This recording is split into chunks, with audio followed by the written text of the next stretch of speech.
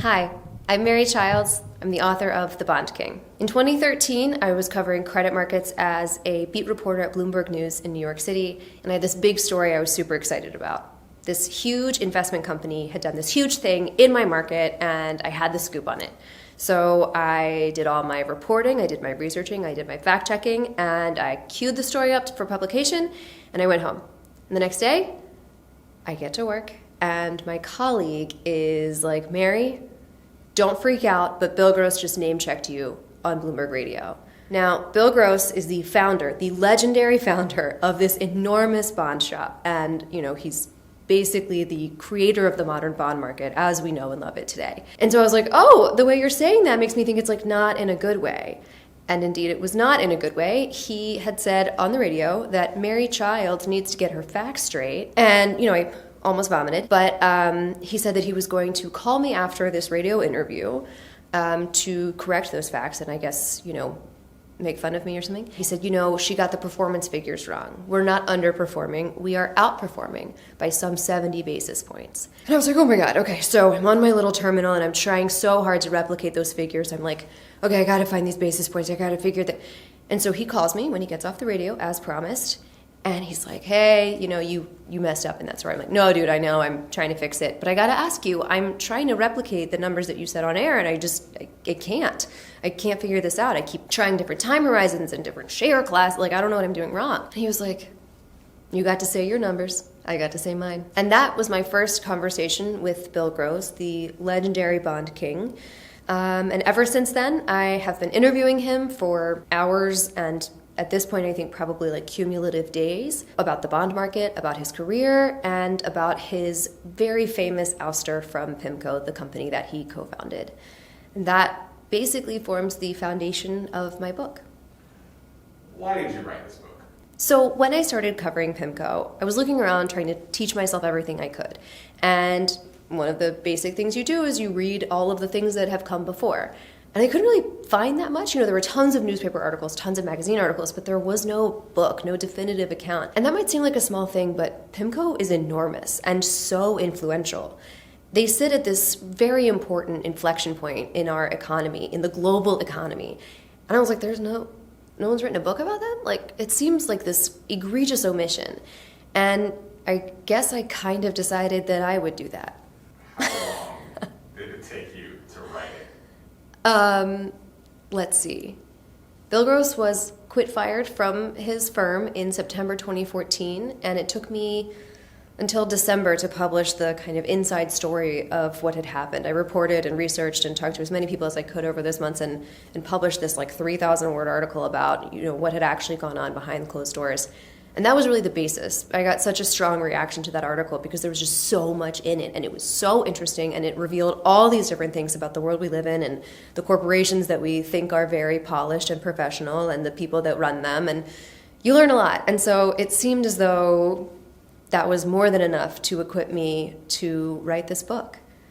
And I was right, it was. When I started covering Pimco, I thought that I had missed all the fireworks. The company's CEO had just quit unexpectedly in January 2014, and there were all these huge news articles about, the fractious divorce, turmoil at the top of Pimco, and I started 4 months after that. And I was like, oh, well, I'm sure there's something interesting going on around here, or, I'll find something to talk about. There's something to be said for arriving in the aftermath of, a huge news story or a disaster of some kind, where people have kind of already figured out what they think is going on. They also have picked their favorite and very much least favorite journalists, and you're kind of the fresh meat, you show up to the party and you don't have any allies. You're just like, hey, what's going on? I just want to understand. And so there's something very powerful about that I think is actually very useful. I was also super wrong. I was completely wrong that the fireworks had already happened. The big thing was to come. And that ended up being in September when Bill Gross, the founder, unexpectedly, extremely unexpectedly, was fired from his own company. So I flew to LA. My bosses sent me to LA to, get the real story. And it was extremely difficult. No one wanted to talk to me. But I spent months and months and months building up sources and little bits of information here and bits of information there and trying to figure out what actually happened. And in December that year, I published this 3,000-word story that told the true story of what happened to the Bond King, the rise, the fall. So the challenges of reporting this book There were so many. Some of them were just regular reporting challenges. You know, people forget things, people remember things differently, people experience things differently. They want to tell you something because they are angry at the next person, or they want their narrative to be the dominant one, or they just have edited their own memory to align with how they see themselves. All of these things happen all the time, and as a journalist, your job is to kind of collect all the little anecdotes you can and sift through them and find the true things. So everyone in this story is really pretty rich and really pretty powerful. And powerful, wealthy people are very accustomed to being in control of things that happen to them and the stories that they tell about themselves. And so the fact that I didn't actually work for any of them was, I think, really disorienting. Most, if not all of them, didn't enjoy that. And that meant that I spent a lot of time navigating egos and a lot of time getting yelled at. Another big challenge, I had a lot of deadline problems. So the first one, I thought that this book, initially, I thought it was going to be just a clean narrative of Bill Gross and his relationship to Pimco, and I thought that would end in 2014, nicely wrapped up. One of the problems of writing about living people, among many, is that they keep living. And that's so great for them, and we want that. I'm happy for them. But in this case, Bill Gross just kept making headlines. He kept doing more stuff and creating content, and some of that stuff was pretty out there. Like, he had this very contentious divorce that made a lot of headlines. He lost the house in the divorce, and he ended up putting like dead fish in the air vents and spraying the house with fart spray. Okay, and then he and his new wife, Amy, they bought a beautiful new house and this gorgeous Dale Chihuly sculpture of like a bunch of blue stabbies, but their next door neighbor hated that it obscured his view to the ocean. He asked them to please get the correct permits for this. They said, thanks for your input. They didn't say that. They started playing really loud music at all hours, including but not limited to the Gilligan's Island theme song on repeat, like on repeat. So the neighbor complained. It turned out to be this whole thing. Bill and Amy ended up getting convicted of harassing their neighbors. This was just like all too much, and I couldn't not include it. And I think I rewrote the ending 45 times. Another deadline challenge, one of the central characters, one of the central people in this story, Muhammad Al-Arian, refused to speak with me for years. That's fine, that's his prerogative, but it was extremely challenging because he's so central to the narrative of this book. I had to triangulate everything. So I looked at speeches, I looked at interviews that were published in the various time frames that I was looking. I talked to his friends, I talked to ex-employees, and I worked so hard to kind of get this idea, to kind of synthetically replicate what his life was like, what his state of mind was. And I think I did a really good job. But then in December 2021, I get a note from a representative of Muhammad Al-Arian. He would like to speak. And I was like, oh my God. Now, the book has been typeset at this point, so any changes will have to untypeset the book and rearrange all the pages and retypeset. It's this whole thing. It's called reflow, I learned. And we just had to do that. That's great. That's fine. It delayed the publication of the book, but frankly, it's wonderful. I had been working so hard to kind of replicate what had happened to this person and his perspective and his emotions, and he sent over a letter via his lawyer with notes. Bill Gross once told me that he used to have this question for people when he was interviewing them for a job at Pimco. Which do you prefer, money, fame, or power? And he liked this question because it always made people uncomfortable. They would always kind of squirm in their seat and be like, oh, like, what does he want me to say? Like, there's obviously a right answer.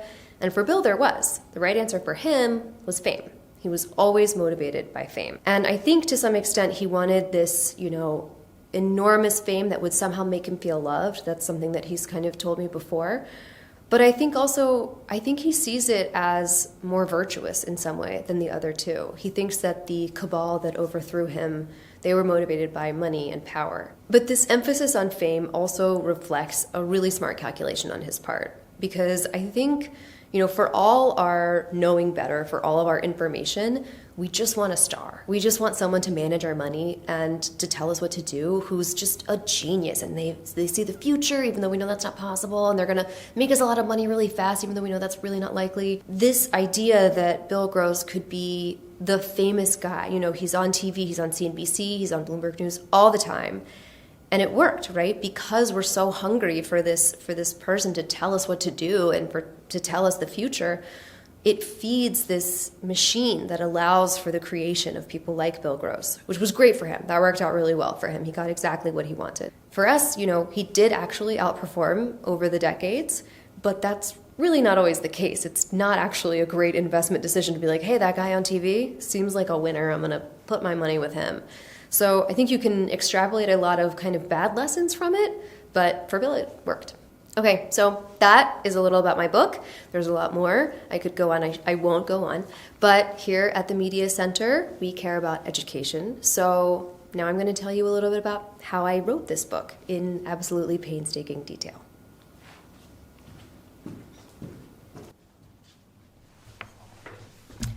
So now we're going to talk about my reporting process for this book. And the very first step is nothing. I was just as surprised as everyone when Bill Gross quit Pimco. And I was sent to Southern California to get the real story of what happened. The beat reporter had to find out. And no one would talk to me. Absolutely no one. Could not get a single person to answer the phone. And this is the worst phase of reporting because you are in that kind of, you're just calling people who don't want to hear from you, who really don't want to hear from you. And you're like, hey, oh my God, how are you? I'm so sorry about me talking to you right now.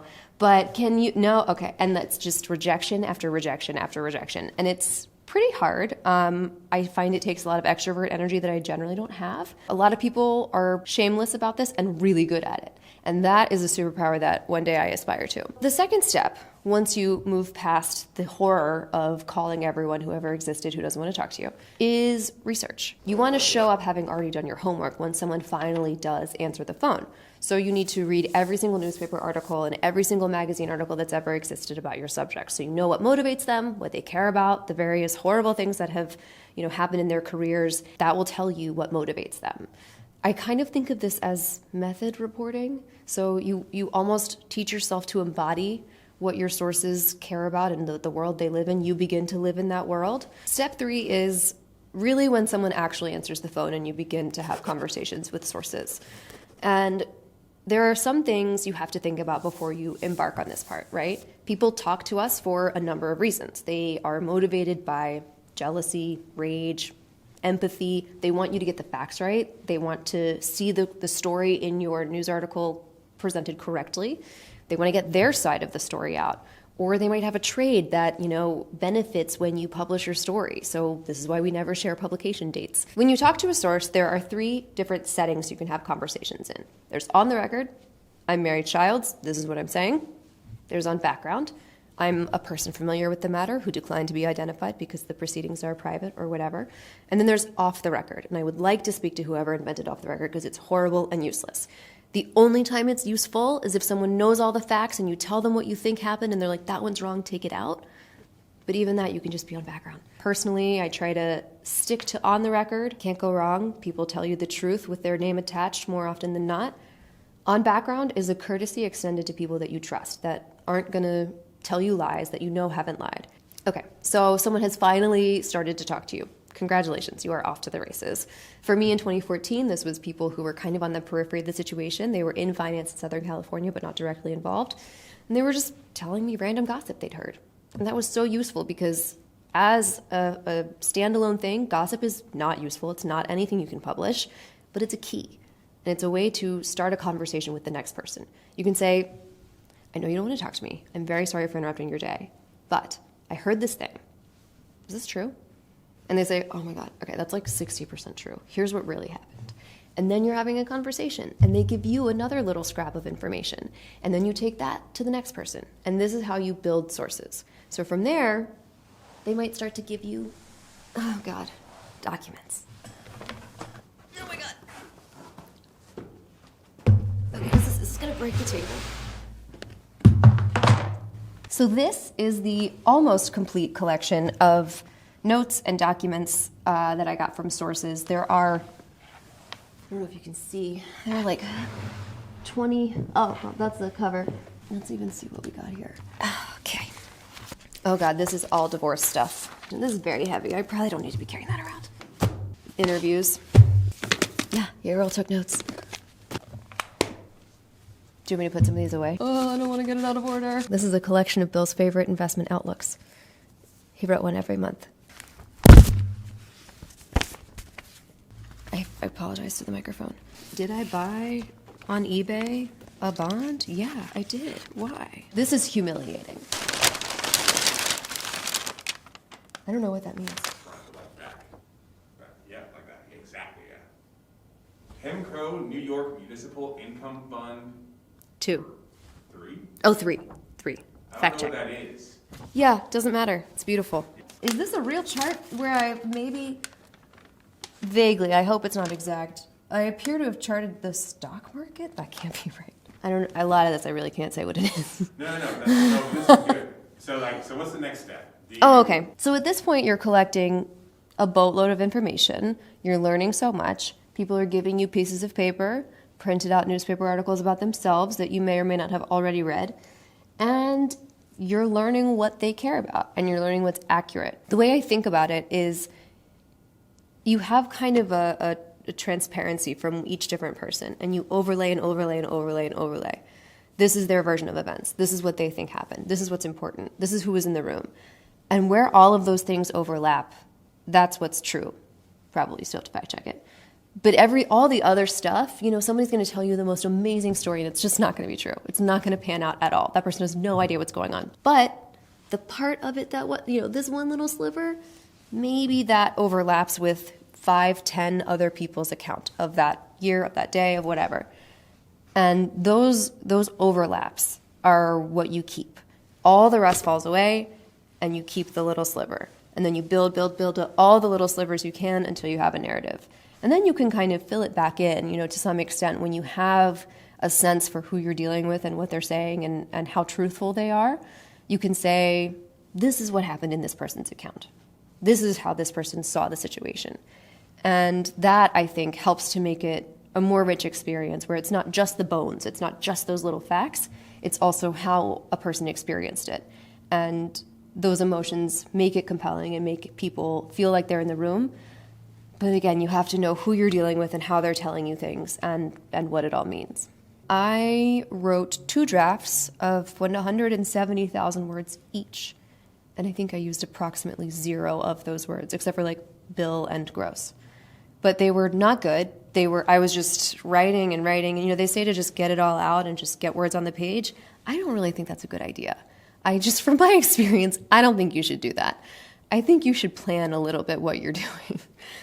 If my experience is any guide, having a robust outline, knowing where you're going, writing down even at the start of each chapter, okay, what is this chapter attempting to accomplish and how? What are we doing here? This is a bridge to somewhere else. Where are we going?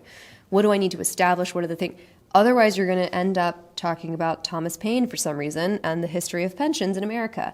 And no one wants to read that, including your own mother. So just don't do. Rabbit holes are best avoided. That is something that I learned in this process, and I can't say that I've internalized it yet, but I do know it now. If you look at a rabbit hole, don't go down it.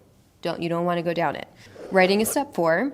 You're laying all your facts out. You're trying to be emotive where you can. You're exercising empathy for your characters. You're trying to build this world that they live in. You're suspending your own world to enter, the jungle of their minds.